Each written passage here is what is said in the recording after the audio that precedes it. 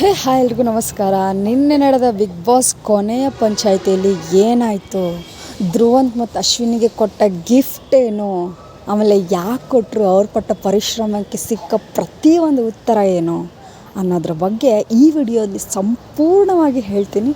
ಅದಕ್ಕಿಂತ ಮುಂಚೆ ಯಾರು ನನ್ನ ಚಾನಲ್ನ ಸಬ್ಸ್ಕ್ರೈಬ್ ಆಗಿಲ್ಲ, ಸೊ ಪ್ಲೀಸ್ ಸಬ್ಸ್ಕ್ರೈಬ್ ಆಗಿ ಅಂತ ಹೇಳ್ತಾ, ಸೊ ಯಾಕೆ ಧ್ರುವಂತ್ಗೆ ಆಮೇಲೆ ಅಶ್ವಿನಿಗೆ ಹೋಲ್ ಆಫ್ ಜರ್ನಿ ಕಮೆಂಟ್ ಮಾಡಿ, ಹೋಲ್ ಆಫ್ ಜರ್ನಿನ ಇನ್ಕ್ಲೂಡಿಂಗ್ ಮಾಡಿ ಅವ್ರಿಗೆ ಕೊಟ್ಟ ಚಪ್ಪಾಳೆ ಮತ್ತು ಫಸ್ಟಿಗೆ ಧ್ರುವಂತ್ ಅವ್ರಿಗೆ ಗೇಮ್ಸ್ ಬಗ್ಗೆ ಎಕ್ಸ್ಪ್ಲೇನ್ ಮಾಡ್ತಾರೆ. ಗೇಮ್ಸ್ ಅಂದರೆ ಏನು, ಹೊಡೆದಾಡೋದಾಗಿರ್ಬಹುದು ಅಥವಾ ಬೈಯೋದಾಗಿರ್ಬಹುದು, ನೀರು ಎರಚೋದಾಗಿರ್ಬೋದು, ಸಾವಿರ ರೀತಿ ಒಂದು ಚಟುವಟಿಕೆ ಇರ್ತಾವೆ. ಅದನ್ನು ನಾವು ಮಾಡಲಾರ್ದೆ ನಮ್ಮ ವ್ಯಕ್ತಿತ್ವನೇ ಹೀಗೆ ಅಂತ ಅಂದ್ಕೊಂಡು ಕುಂತ್ರೆ ಗೇಮ್ ಮುಂದೆ ಹೋಗೋಂಗಿಲ್ಲ ಅಲ್ವಾ.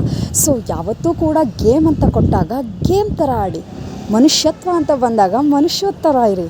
ಆದರೆ ಗೇಮನ್ನು ಮನುಷ್ಯತ್ವದಲ್ಲಿ ಸೇರಿಸ್ಕೋಬೇಡಿ. ಯಾಕಂತಂದರೆ ಮನುಷ್ಯತ್ವ ಅನ್ನೋದು ನೋಡೋದಾಗಿದ್ದರೆ ಓಟದಲ್ಲಿ ಪಕ್ಕ ಇರೋನು ಕೂಡ ನಾವು ಕೈ ಹಿಡ್ಕೊಂಡು ಹೋಗಿ ಗೆಲ್ಲಿಸ್ತಿದ್ವಿ ಅನ್ನೋ ರೀತಿಯಲ್ಲಿ ನಮ್ಮ ಸುದೀಪ್ ಸರ್ ಅವರು ಹೇಳಿದರು. ಸೊ ಇದರಿಂದ ಧ್ರುವಂತ್ ಏನು ಹೇಳ್ತಾನೋ, yes I make a mistake, ಈ ರೀತಿ ನಾನು ಮಾಡಬಾರ್ದಿತ್ತು ಅಂಥೇಳಿ ಅಪಾಲಜಿಸ್ಟ್ ಕೇಳ್ತಾನೆ. ಅದಾಗೆ ಒಂದು 5 ಮಿನಿಟ್ಸ್ಗೆ ಸುದೀಪು ಕಿಚ್ಚನ ಚಪ್ಪಾಳೆ ಇಡೀ ಸೀಸನ್ ನೋಡಿ ಯಾರು ಚಲೋ ಆಡಿದಾರಂತ ಹೇಳ್ತಾರೆ. ಸೊ ಅಲ್ಲಿ ರಕ್ಷಿತಾ ಬಂದು ಆ ಒಂದು ರ್ಯಾಪರ್ನ ಬಿಚ್ತಿರ್ತಾಳೆ. ಸೊ ರಕ್ಷಿತಾ ಬಂದು ಆ ರ್ಯಾಪರ್ ಬಿಚ್ಚೋವಾಗ ಅಲ್ಲಿದ್ದಿದ್ದು ಧ್ರುವಂತ್ ಅವ್ರ ಫೋಟೋ. ಸೊ ಧ್ರುವಂತ್ ಅವರಿಗೆ ಇಡೀ ಸೀಸನ್ನ ಕಿಚ್ಚನ ಚಪ್ಪಾಳೆ, ಮೊದಲನೇ ಕಿಚ್ಚನ ಚಪ್ಪಾಳೆ ಯಾರಿಗೆ ಸಿಗುತ್ತೆ, ಧ್ರುವಂತ್ಗೆ ಸಿಗುತ್ತೆ. ಸೊ ಇದರಿಂದ ಖುಷಿ ತಡ್ಕೊಳಕ್ಕಾಗದೆ ಧ್ರುವಂತು ನಿಜವಾಗ್ಲೂ ರೀ ಪಾಪ ಕಣ್ಣೀರಿಟ್ಬಿಟ್ಟ.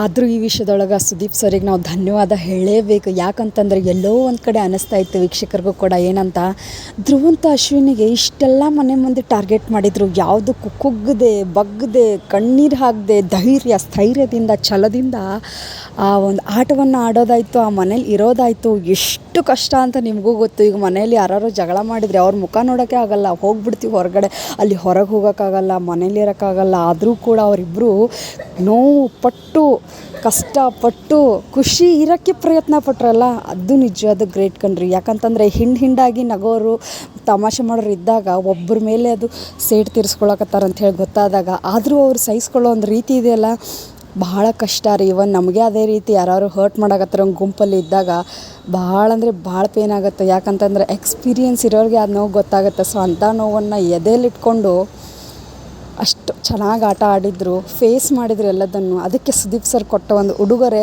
ನಿಜವಾಗ್ಲೂ ಕೂಡ ವರ್ತ್ ಇಟ್, ಭಾಳ ಬೆಲೆ ಬಂತು. ಅಶ್ವಿನಿ ಅವ್ರಿಗೂ ಆಮೇಲೆ ಧ್ರುವಂತ್ ಅವ್ರಿಗೂ ಸಿಕ್ಕ ಒಂದು ಫಸ್ಟು ಧ್ರುವಂತ್ ಅವರಿಗೆ ಕಿಚ್ಚನ ಚಪ್ಪಾಳೆ ಮೊದಲನೇ ಸಿಕ್ಕದ, ತದನಂತರ ಅಶ್ವಿನಿ ಗೌಡ ಅವ್ರಿಗೂ ಕೂಡ ಕಿಚ್ಚನ ಚಪ್ಪಾಳೆ ಸಿಕ್ಕಿದೆ. ಸೊ ಇದರಿಂದ ಗೊತ್ತಾಗೋದು ಏನಂತಂದರೆ the real hero super star Sudeep ಅವರು ವ್ಯಕ್ತಿತ್ವನ ನೋಡಿರೋ ರೀತಿ ನಿಜವಾಗ್ಲೂ ತುಂಬ ಚೆನ್ನಾಗಿದೆ ಅಂತ ಹೇಳ್ಬೋದು. ಯಾಕಂತಂದರೆ ಅವರು ಕೊಟ್ಟ ಒಂದು ಮಾತಿದೆ ಅಲ್ಲ, ನೀವು ಕೊಟ್ಟ ಪರಿಶ್ರಮ, ಅಶ್ವಿನಿಗೆ ಹೇಳ್ತಾರೆ, ನಿಮ್ಮ ಛಲ ನಿಮ್ಮ ಹಠ ಬಿಡದೆ ನೀವು ಆಟ ಆಡಿದ್ರಲ್ಲ, ಅದು ನನಗೆ ತುಂಬ ಇಷ್ಟ ಆಯಿತು ಅಂತ ಹೇಳಿ.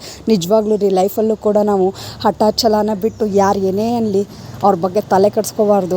ನಮ್ಮ ಲೈಫಲ್ಲಿ ನಾವು ಮುಂದೆ ಹೋಗೋದು ಮಾತ್ರ ನೋಡಬೇಕು. ಶ್ವಾನಗಳು ಹಿಂದೆ ಬೊಗಳ್ತಾ ಇರ್ತವೆ, ಆನೆ ಮುಂದೆ ಹೋಗ್ತಾ ಇರ್ತವೆ ಅನ್ನೋ ಕಥೆನ ನೆನಪಲ್ಲಿ ಇಟ್ಕೋಬೇಕು ಅಂತ ಹೇಳ್ತಾರೆ.